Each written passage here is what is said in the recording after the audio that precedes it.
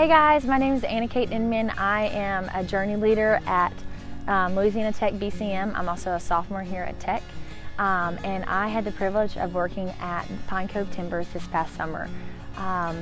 Originally, I was actually supposed to be working in or serving in Uganda, Africa, but because of Corona, unfortunately, that trip got canceled. And so I had the privilege of going back and working at Pine Cove.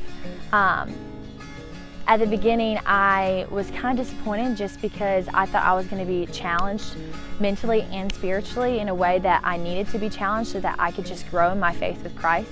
I just wanted to see the spiritual darkness in Africa just because I knew that was something that I've always been able to see the spiritual lightness. I have been able to just see how God has been working in my life. But because of that, I never really saw that desperation of that I needed Christ, and then also I didn't feel a burden for the lost.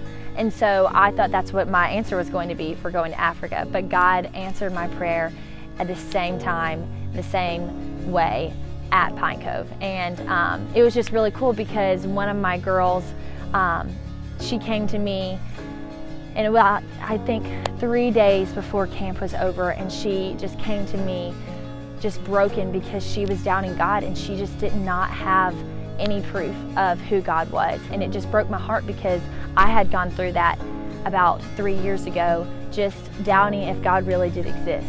And she just didn't know if the Bible was real. She didn't know why bad things happen to good people. She just didn't understand why God couldn't just make himself so evident to her. But she wanted to know the gospel. She saw that Christ was living in me and she wanted that in her life. What was so cool was that then I really honestly didn't have anything to do with it. I was honestly helpless and I had no idea how to pursue this. But what we did was we just went to God in prayer and we asked him, like, Father, we need you, and she knew that she needs you. And we just prayed to him and asked him to make himself known to her. And so later that night, not even 3 hours later, we had a club, which is like a worship service, and he answered her prayer. I remember her coming out. She was actually talking to another counselor because I was busy, but she came up to me and she goes, Skis, which is my name. She said, Skis, God answered my prayer. I know he's real. He has made himself evident to me. I'm ready to follow him.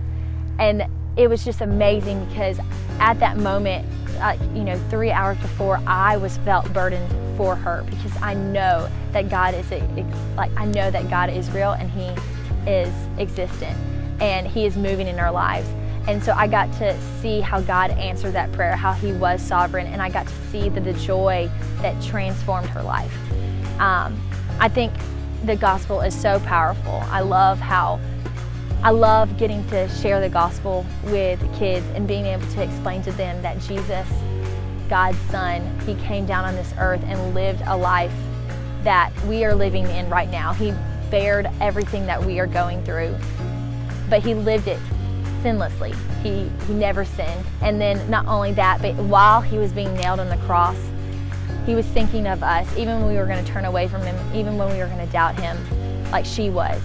He still took on that suffering, he took on that pain, and he died on the cross for us so that we could live with God in heaven. And so that's all I have to say.